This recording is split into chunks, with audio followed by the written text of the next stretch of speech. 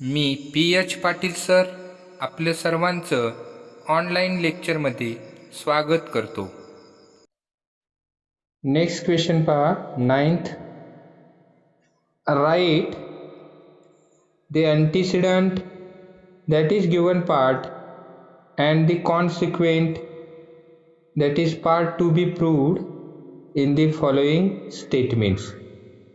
जे खाली स्टेटमेंट्स दिलेले आहेत तर त्याच्यामधून आपल्याला अँटीसिडंट म्हणजेच गिवन पार्ट आणि कॉन्सिक्वेंट म्हणजेच पार्ट टू बी प्रूव्ड तर हे आपल्याला लिहायचे आहेत. तर अँटीसिडंट आणि कॉन्सिक्वेंट कशाला म्हणतात तर कंडिशनल स्टेटमेंट मधला जो इफ नंतरचा पार्ट असतो तर त्याला आपण अँटीसिडंट म्हणतो आणि देन नंतरचा पार्ट असतो त्याला कॉन्सिक्वेंट म्हणतो. The part of the statement following if is called the antecedent and the part of the statement following then is called the consequent. antecedent आणि consequent कशाला म्हणायचं लक्षात आलं का पहा. कंडिशनल स्टेटमेंट मधलं the part of the statement following if is called the antecedent and the part of the statement following then is called the consequent. म्हणजे conditional statement मधला इफ नंतरचा जो पार्ट असतो तर त्याला अँटीसिडंट म्हणतात आणि देन नंतरचा जो पार्ट असतो तर त्याला कॉन्सिक्वेंट असं म्हणतात. आता फर्स्ट स्टेटमेंट पहा आपल्याला काय दिलेलं आहे ते. First statement if all sides of a triangle are congruent then its all angles are congruent.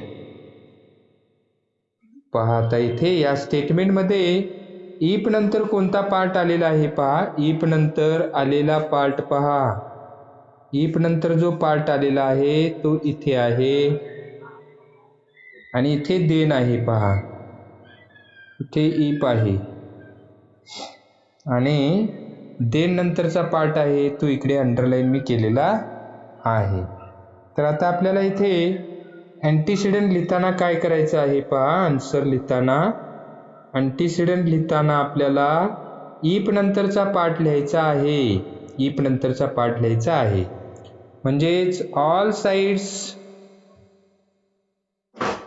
sides of a triangle are congruent. all sides of a triangle are congruent. आणि आपल्याला आता consequent लिहायचं असेल कॉन्सिक्वेंट तर ते कसं लिहायचं आहे म्हणजेच तो देन नंतरचा पार्ट आपल्याला लिहायचा आहे. देन नंतरचा पार्ट पहा. It's all angles are congruent. It's all angles are congruent. पहा एक एक्झाम्पल डिटेलमध्ये समजावून घ्या जे बाकीचे एक्झाम्पल सोडवता येतील. तर आपल्याला या एक्झाम्पलमध्ये अँटीसिडंट आणि कॉन्सिक्वेंट लिहायचं आहे. अँटीसिडंट म्हणजेच गिवन पार्ट आणि कॉन्सिक्वेंट म्हणजेच part to be proved. Okay. तर अँटीसिडंटमध्ये तर इथे इफ नंतरचा पार्ट आहे तो लिहायचा आहे आणि कॉन्सिक्वेंट म्हणजेच देन नंतरचा पार्ट इथे आपल्याला लिहायचा आहे. ओके. सेकंड एक्झाम्पल पहा. The diagonals of a parallelogram bisect each other. The diagonal of a parallelogram bisect each other. आता या स्टेटमेंटमध्ये आपल्याला इफ देन दिसत नाही. समजा ते आपण जर कंडिशनल फॉर्ममध्ये लिहिलं म्हणजेच इफ आणि देन यूज करून जर लिहिलं तर ते स्टेटमेंट कसं होईल तर ते समजावून घ्या अगोदर. तर consider statement in conditional form. इथे पहा. If a quadrilateral is a parallelogram then its diagonals bisect each other. its diagonal bisect each other. तर इथे हे देन आहे लक्षात घ्या. तर आता इथे इफ कुठे आहे आणि देन कुठे आहे पहा. लक्षात आलं का. इथे इफ आहे आणि इथे देन आहे. पहा. आणि हा इफ नंतरचा पार्ट आहे, हा कॉन्सिक्वेंट आहे. आणि देन नंतरचा पार्ट आहे, सॉरी, इफ नंतरचा पार्ट आहे तो अँटीसिडंट आहे, देन नंतरचा पार्ट आहे तो कॉन्सिक्वेंट आहे. आणि हे लिहिताना आपण कसं लिहायचं आहे ते पहा. आता अँटीसिडंट आपल्याला लिहायचं आहे. अँटीसिडंट लिहिताना इथे पहा कसं लिहायचं आहे. Antecedent quadrilateral is a parallelogram. quadrilateral is a parallelogram येईल. ओके. आणि आता नेक्स्ट पार्ट म्हणजे देन नंतरचा पार्ट, ज्याला आपण कॉन्सिक्वेंट म्हणतो, तर ते कसं लिहायचं आहे पहा. कॉन्सिक्वेंट देन नंतरचा पार्ट, तर लिहिताना आपल्याला तो असा लिहायचा आहे. Diagonals bisect each other. Diagonals bisect each other. Okay. पहा अँटीसिडंट कसं लिहिलेलं आहे. Quadrilateral is a parallelogram. आणि कॉन्सिक्वेंट कसं, डायगोनल्स बायसेक्ट ईच अदर असं होईल. ओके. लास्ट क्वेश्चन 10th पहा. Draw a labelled figure showing information in each of the following statements and write the antecedent and the consequent. तर आता याच्यामध्ये पहा. Draw a labelled figure showing information in each of the following statements and write the antecedent and the consequent. तर आता याच्यामध्ये question कसा आहे तो समजावून घ्या. तर याच्यामध्ये आपल्याला अँटीसिडंट आणि कॉन्सिक्वेंट आपल्याला लिहायचे आहे. तर फर्स्ट स्टेटमेंट पहा कसं दिलेलं आहे. फर्स्ट स्टेटमेंट जे आहे ते पहा. Two equilateral triangles are similar. Two equilateral triangles are similar. पहा आता याच्या आधारे आपल्याला लक्षात आलं पाहिजे की अँटीसिडंट आणि कॉन्सिक्वेंट लिहायचं आहे लेबल डायग्रॅम काढून. तर हे स्टेटमेंट जर इफ आणि देन यूज करून जर लिहिलं, म्हणजेच कंडिशनल स्टेटमेंट करून लिहिलं, तर कसं होईल. तर if two triangles are equilateral then they are similar असं आपल्याला लिहावं लागेल. इफ देन यूज केलं तर स्टेटमेंट कसं होईल पहा. If two triangles are equilateral then they are similar असं होईल. पहा आता. तर आपण जर consider statement in conditional form इथे दिलेलं आहे पहा. कंडिशनल स्टेटमेंट इफ देनच्या फॉर्ममध्ये. If two triangles are equilateral then they are similar. Then they are similar.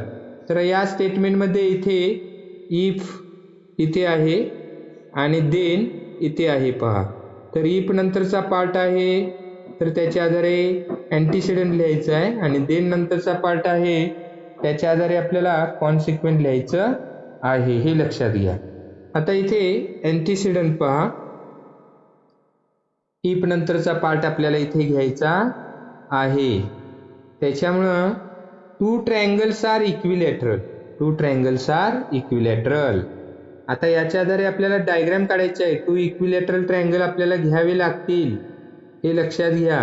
आणि त्याच्यामुळं इथे टू इक्विलॅटरल ट्रायंगल घ्यायचे आहेत.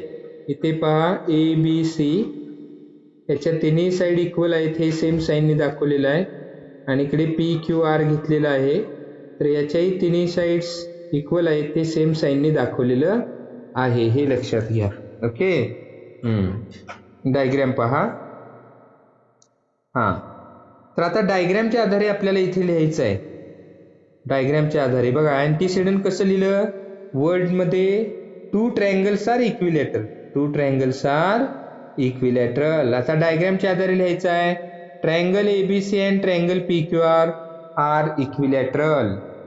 डायग्रामवरून लिहायचं आहे. Triangle ABC and triangle PQR are equilateral. Okay, असं लिहायचं आहे. आता आपल्याला कॉन्सिक्वेंट लिहायचं आहे. कॉन्सिक्वेंट कसं लिहायचं पहा. कॉन्सिक्वेंट लिहिताना देन नंतरचा पार्ट पहा. देन नंतरचा पार्ट म्हणजेच triangles are similar. Triangles are similar. आता तेच आपल्याला साइन मध्ये लिहायचं आहे डायग्रॅमवरून. Triangle ABC similar triangle PQR. Triangle ABC similar triangle PQR. तर अशा पद्धतीने आपल्याला डायग्रॅम, लेबल्ड डायग्रॅम काढून त्याच्या आधारे अँटीसिडंट आणि कॉन्सिक्वेंट आपल्याला लिहायचे आहे. तर हे झाला आपण इथे फर्स्ट क्वेश्चन सोडवलेला आहे. तर याच्यातला आता सेकंड पाहू. Second, if angles in a linear pair are congruent then each of them is a right angle. तर अर्थातच आता इथे सुरुवातीला डायग्रॅम काढायचे आहे. डायग्रॅम काढताना कसे घ्यायचे? लिनियर पेअर अँगल घ्यायचे आणि कॉन्ग्रुएंट असले पाहिजे तसे घ्यायचे आहेत. म्हणजे लिनियर पेअर पण पाहिजे आणि कॉन्ग्रुएंट आहेत, म्हणजे बरोबर हा इकडचा आणि इकडचा इक्वल पार्ट आला पाहिजे. अर्थातच ते 90 डिग्रीचे असतील दोन्ही अँगल. तर हे आपल्या लक्षात आलं पाहिजे. त्याच्या आधारे आपल्याला इथे डायग्रॅम काढायची आहे. ओके, तर इथे पहा डायग्रॅम. डायग्रॅम कशी काढलेली आहे पहा. तर इथे डायग्रॅम मध्ये दाखवलेले आहेत. हे दोन्ही अँगल आहेत, अँगल एबीसी आणि अँगल CBD पहा. तर हे दोन्ही अँगल लिनियर पेअर आहेत आणि ते आपण घेताना कॉन्ग्रुएंट घेतलेले आहेत. आता पहा, त्याच्या आधारे आपल्याला सुरुवातीला अँटीसिडंट लिहायचं आहे. आता अँटीसिडंट लिहायचं आहे म्हणजे अर्थातच इप नंतरचा पार्ट पाहायचा. इथे इप आहे पहा. तर इप नंतरचा पार्ट इथे आहे. ओके, हां, आणि इथे देन आहे आणि देन नंतरचा पार्ट म्हणजेच कॉन्सिक्वेंट इथे आहे. त्याच्या आधारे लिहायचं आहे. आता दोन्ही वर्ड्समध्ये आणि डायग्रॅमच्या आधारे साईनमध्ये सुद्धा लिहायचं आहे. पहा आता इथे अँटीसिडंट आणि त्याच्यानंतर आपल्याला मग कॉन्सिक्वेंट लिहायचं आहे. आता अँटीसिडंट लिहिताना पहा, वरती पहा इप नंतरचा पार्ट अंडरलाईन केलेला आहे. Angles in linear pair are congruent इथे आहे पहा. Angles in linear pair are congruent तेच इथे येणार आहे. Angles in linear pair are congruent that is, म्हणजे आता डायग्रॅमवरून लिहायचं आहे आपल्याला. तर इथे angle ABC congruent angle CBD. हा पहा angle ABC congruent angle CBD. तर हे दोन्ही कॉन्ग्रुएंट आहेत अँगल. तर ते इथे अँटीसिडंटमध्ये डायग्रॅमच्या आधारे लिहिलेलं आहे. आता नेक्स्ट पार्ट म्हणजेच कॉन्सिक्वेंट पहा. तर कॉन्सिक्वेंट म्हणजेच देन नंतरचा पार्ट इथे आहे पहा. देन नंतरचा part. Each of the angle is a right angle. Each of the angles is a right angle. तर याच्यातला हा प्रत्येक अँगल राईट अँगल आहे. दॅट इज, डायग्रॅमवरून आपल्याला लिहायचं आहे. तर इथे angle ABC is equal to angle CBD is equal to 90 degree. प्रत्येक अँगल 90 डिग्री आहे हे आपल्याला लिहायचं आहे. ते साईनमध्ये डायग्रॅमच्या आधारे कसं लिहिलं पहा. Angle ABC is equal to angle CBD is equal to 90 degree. Okay, तर हे असं सॉल्व करायचं आहे. नेक्स्ट त्यामधलं थर्ड स्टेटमेंट पहा. Third, if the altitudes drawn on two sides of a triangle are congruent, then those two sides are congruent. पहा, altitude म्हणजे vertex आणि अपोजिट व्हर्टेक्सवरून अपोजिट साईडवर टाकलेला परपेंडिक्युलर म्हणजे त्याला आपण अल्टिट्यूड म्हणतो. हाईट असंही आपण म्हणतो त्याला. तर इथे या स्टेटमेंटमध्ये ऑलरेडी आपल्याला इथे इफ आणि देन यूज केलेला आहे. इथे पहा इफ आहे, इथे इफ आहे आणि इथे देन आहे. हे लक्षात घ्या. इफ आणि देन ऑलरेडी इथे आहेत. ओके, मग इफ नंतरचा जो पार्ट आहे तर तो म्हणजेच हा अँटीसिडंट आहे आणि देन नंतरचा आपण तो ग्रीन कलरने दाखवलेला आहे अंडरलाईन करून, आणि देन नंतरचा जो पार्ट आहे तो आहे कॉन्सिक्वेंट, जो येलो कलरने अंडरलाईन करून दाखवलेला आहे. ओके. हां, तर आता आपल्याला डायग्रामकडे पण पहा. डायग्राम आपल्याला इथे काढावी लागते. त्यामुळे डायग्राम काढताना कशी काढायची आहे, तर स्टेटमेंट पहा आणि त्यानुसार काढायचे आहे. If the altitudes drawn on two sides of a triangle are congruent, म्हणजे कोणताही एक ट्रायंगल घ्यायचा आहे आणि या ट्रायंगलवर आपल्याला टू साइड्सवर अल्टिट्यूड ड्रॉ करायचे आहेत. इकडे एक काढलेली आहे अल्टिट्यूड आणि इथे एक काढलेले आहे अल्टिट्यूड. हे परपेंडिक्युलर आहे ते दाखवण्यासाठी साइन घेतले. अशा काढायच्या आहेत. तर ह्या अल्टिट्यूड जर कॉन्ग्रुएंट असतील, इथे सेम साइनने दाखवलेलं आहे पहा. अल्टिट्यूड्स जर कॉन्ग्रुएंट असतील तर त्या साइड्स, म्हणजे या टू साइड्स आहेत, तर या साइड्स कॉन्ग्रुएंट असणार आहेत, हे लक्षात घ्या. ओके. हां, तर या स्टेटमेंटचा अर्थ समजला का पहा.